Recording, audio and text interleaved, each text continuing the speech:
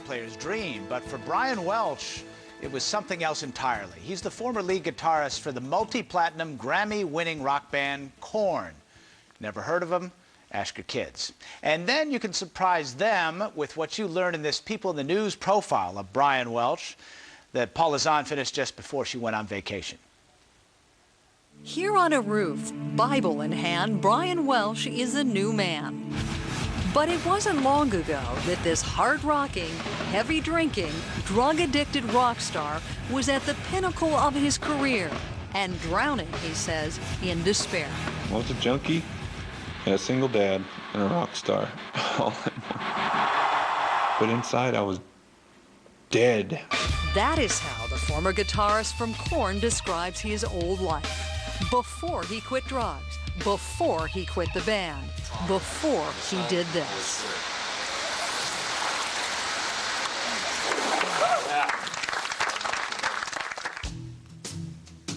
Brian Welch was raised in a Christian home in the industrial farm town of Bakersfield, California.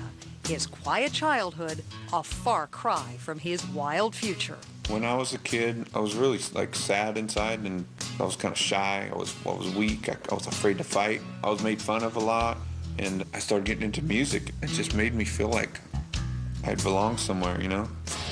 Brian found his calling on the strings of a guitar and discovered a kinship with 4 other teens from Bakersfield, who together formed Korn in 1993. When all the guys in Korn hooked up back when we were kids, it was like we were a part of something that was going to be our own, you know, and not it wasn't about the school, wasn't about a church, it was about something that we're going to create and do something that we feel that we're gifted to do. It was just fun for us.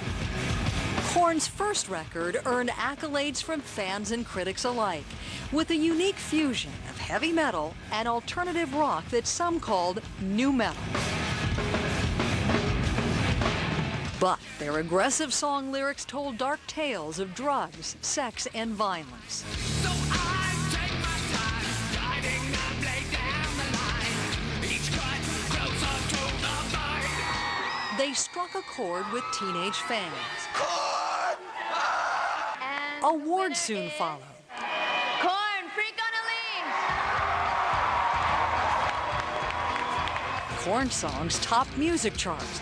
Their albums went multi-platinum, and they struck Grammy Gold not once, but twice. We played in front of like 200,000 people, and they were all going nuts, and we were like, wow. I dreamt about this when I was a kid, and 100% of it came true. All the fame and money and touring is crazy. But Brian wasn't happy. To the outside world, I had it all. I had money, Grammys, I had the house, cars, anything I wanted. But the whole time I was with Korn, when we had success, something at home was failing. Life on the road took its toll. Brian's wife left, his marriage fell apart, and he became a single father to their little girl, Janaea. The pressure, he says, led to a deep depression and dependency on highly addictive crystal meth, or speed. I started doing speed full-time, every day. I was addicted to Xanax too, sleeping pills. It's like living in pure hell. I was so miserable. I was like, I just want to go to sleep and never wake up, never.